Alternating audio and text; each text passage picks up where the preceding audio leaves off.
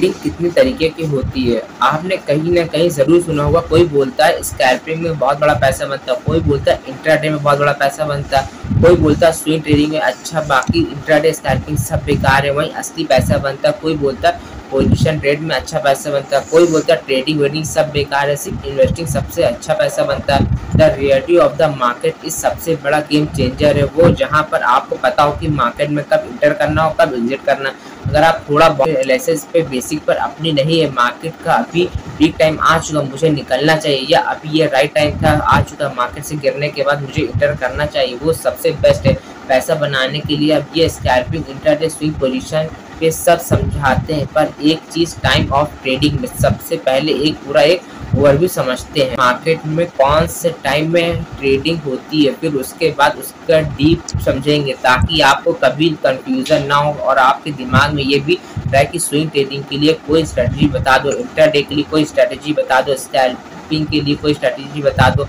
यहाँ पे आपको 90% प्रॉब्लम सॉल्व हो जाएगी। सबसे पहले आता है लॉन्ग टर्म इन्वेस्टिंग, फिर आता है शॉर्ट टर्म इन्वेस्टिंग, फिर आता है पोजीशन ट्रेडिंग, फिर आता है स्विंग ट्रेडिंग, फिर आता है बीटीएसटी ट्रेडिंग, फिर आता है इंट्राडे ट्रेडिंग, फिर और उसके ऊपर आता है स्कैल्पिंग। अब ये अभी सिर्फ रिवर्स ऑर्डर में कराए, यानी कि सबसे बड़ा टाइम समझते हैं लॉन्ग टर्म इन्वेस्टिंग में। अब आपको कंपनी के फंडामेंटल रिसर्च करनी होती, कंपनी के एक्चुअल क्या करती है, उसके बैलेंस शीट पढ़नी होती, कंपनी कितना प्रॉफिट बना रही है, प्राइस टू अर्निंग रेशियो कितना है, प्राइस टू बुक वैल्यू कितना है, फेस वैल्यू कितना है, ये सब कुछ पैरामीटर्स होते हैं लॉन्ग टर्म। बट अभी ये शॉर्ट टर्म इन्वेस्टिंग में फंडामेंटल एनालिसिस और उसके बाद में टेक्निकल एनालिसिस, ये दोनों चीज़ आपको पता होगा, बहुत ज़रूरी है। फिर आता है short term investing. Short term investing में आप जनरली मार्केट में ट्रेंड को कैच करने के लिए कोशिश करते हो कि मार्केट अगर लेटेस्ट सेंटीमेंट बना रहा है बुलिश, तो आप वो स्टॉक ढूंढते हो जो रियलिटी रैली देख सकता है, जो अगर ज़्यादा सोलर चल रही है तो आपने कुछ EV stock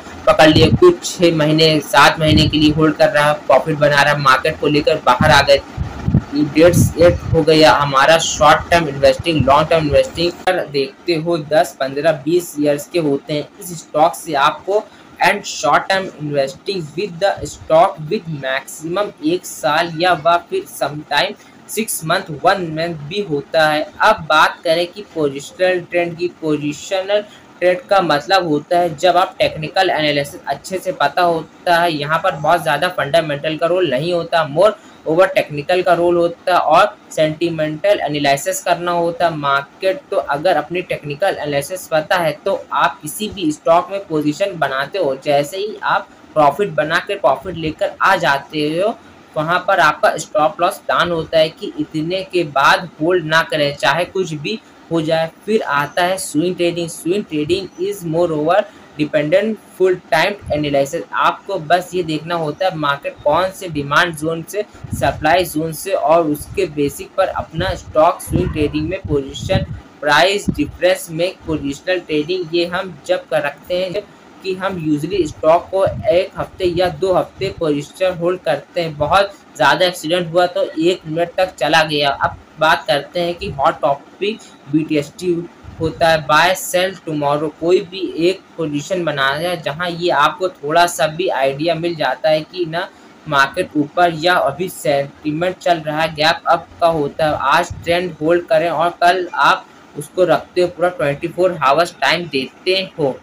by today cell tomorrow, ये हो गया हमारा बीटीएसटी रेट। अब अगर बात करें इंट्राडे, तो इंट्राडे में डिपेंडेंट ऑन टेक्निकल एनालिसिस, और उसके साथ साथ थोड़ा रिमेंबर बीटीएसटी पे हम ओवर टेक्निकल पर डिपेंड करते हैं, लेकिन उनके साथ साथ एक माइंडसेट भी होता है कि मार्केट कैसे रिएक्ट कर रहा है, हमारी एंट्री बाद उसके हिसाब से प्लान। वहीं इंट्राडे ट्रेडिंग में अगर बात करें तो थोड़ा सा हाई फ्रिक्वेंसी होता है, यहाँ पे आपको बहुत सारे मल्टीपल कंफर्मेशन नहीं चाहिए होते हैं। बीटीएसटी और स्विंग ट्रेडिंग में बहुत सारे कंफर्मेशन लेते हैं, जैसे अगर मान लो मैंने टेक्निकल एनालिसिस कर रहा हूँ तो मुझे स्विंग ट्रेडिंग प्लान करने के लिए मेरी स्विंग ट्रेडिंग में प्लानिंग में नहीं होती, मुझे कम से कम 3 कंफर्मेशन चाहिए होता है, जो आपने सप्लाई जोन पे जब मुझे पीक का कंफर्मेशन मिल गया या मुझे 200 ईएमए का कंफर्मेशन मिल रहा है तो वॉल्यूम ड्रॉप हो रहा है, ऐसे 3-4 चीज़ें मैच करके एक नतीजे पे पहुंच सकते हैं। वहाँ अगर इंट्राडे की बात करें तो इस सारे कंफर्मेशन नहीं होते, 1 या 2 बस। उसके साथ यहाँ पर कोई गेम चलता है वही डिसिप्लिन के साथ चलता है पूरा।